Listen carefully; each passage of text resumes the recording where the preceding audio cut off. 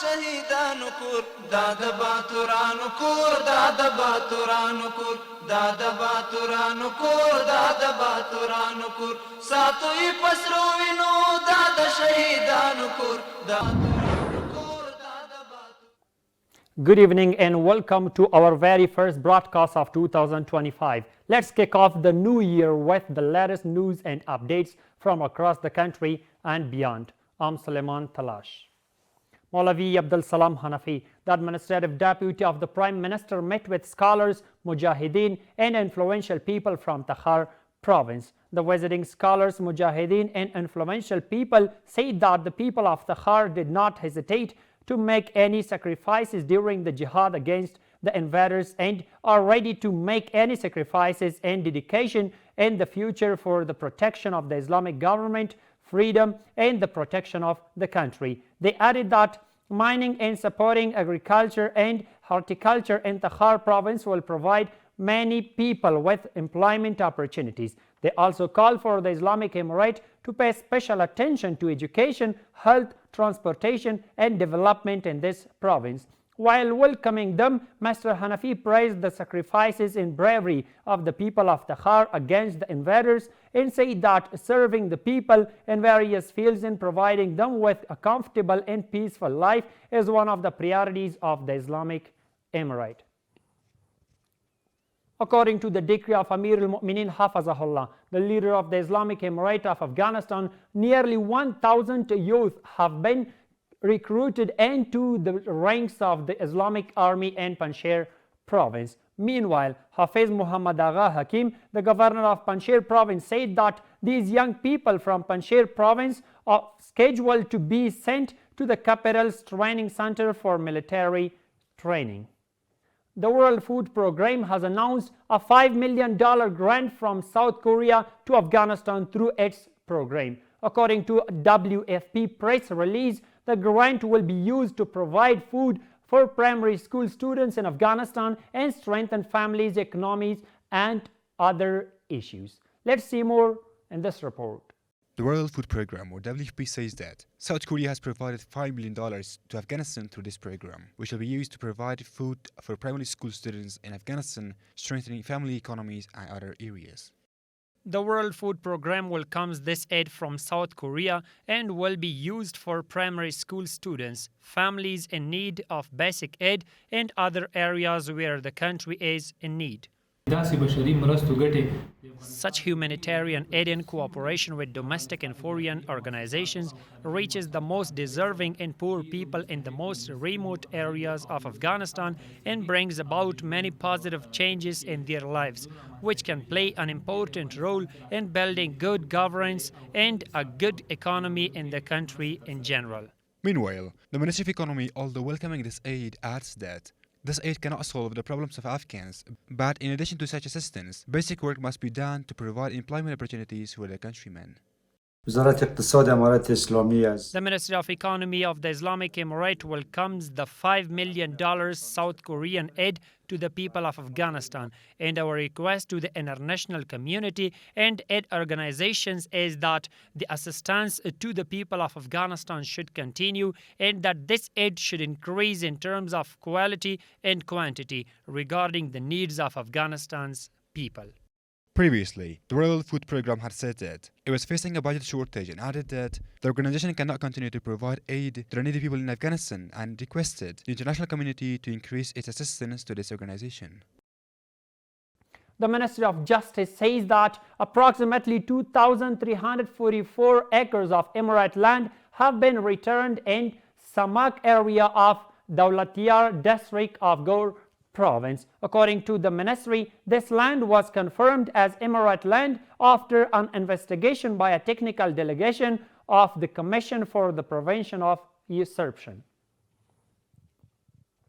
Mullah Nuruddin Turabi, the Director General of the National Disaster Management Authority, attended and delivered a speech at the consultative meeting of the Strategic Plan for Climate Change and Disaster Management. In this meeting, Mr. Turabi said that the previous 5-year plan of this agency has been completed and therefore a committee has been appointed to prepare a new strategic plan for disaster management. He added that the initial draft of the said plan has been prepared and will be shared with partner institutions for further enrichment. The Meteorological Department of the Ministry of Transport and Civil Aviation warns of snowfall and heavy rain along with floods in a number of provinces of the country. Meanwhile, the National Disaster Management Authority says that it is ready to prevent natural disasters and provide first aid to the poor and vulnerable. More details in this report. The Meteorological Department of the Ministry of Transport and Civil Aviation has warned of snowfall and heavy rain with floods in 29 provinces of the country, including Salangs. According to the officials of the department, rainfall will increase during this week and next week, and the most rainfall will continue in the north, northwest, southwest, and central regions. Cold air has entered our country from the west and southwest, covering most regions.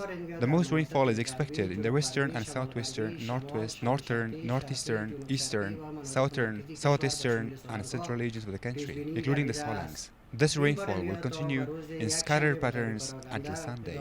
Some citizens say that most people in Afghanistan are engaged in agriculture and livestock, so snow and rain are useful for them and strengthen the country's water resources. Rain is a blessing from Allah. Wherever it falls, it purifies the air, it eliminates diseases and germs. It is winter and it should rain because this is the season. And besides, the water we used had decreased. So Allah with His blessing rains to increase water so that people could use it. Meanwhile, the National Disaster Management Authority say that they are ready to prevent accidents and provide first aid. In the winter, assistance for potential victims and winter programs are being considered to reduce incidents and prevent casualties and damages. According to its winter plan, the Ministry of Public Works is working with the cooperation and coordination with our authority to clear the damaged roads. Meanwhile, the Kabul municipality has asked all citizens to refrain from throwing snow on the roads and alleys, and not to throw snow in wells and absorption areas to strengthen groundwater. The Ministry of Refugees and Repatriation says that about 1 million Afghans refugees returned to the country this year. According to the ministry, most of the returning migrants are from Iran and Pakistan, where jobs have been provided to the returned refugees.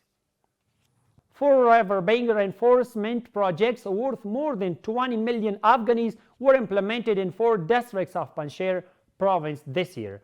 The Ministry of Energy and Water says that with the implementation of these projects, about 300 hectares of agricultural land and 1,000 residential homes have been protected from the risk of flooding. The first turbine of Naghlu power plant has been reactivated after major repairs. According to the electricity company, with the activation of this turbine, the level of domestic electricity production has increased significantly. And the final one is that in Alingar district of Laghman province, under the supervision of the Rural Rehabilitation and Development Department, WAC organization distributed healthcare packages to 480 poor and needy families with financial support of OCHA. Similarly, the Disaster Management Department of Balkh province distributed winter clothes to 72 families in different districts of Mazar-e-Sharif city, including various necessary winter items. And that's all for tonight. Stay connected with the latest updates of RTA News. Have a good night. شهیدانو کور دا د باتورانو کور دا د باتورانو کور دا د باتورانو کور دا د باتورانو کور ساتوي پسرو وینو دا د شهیدانو کور دا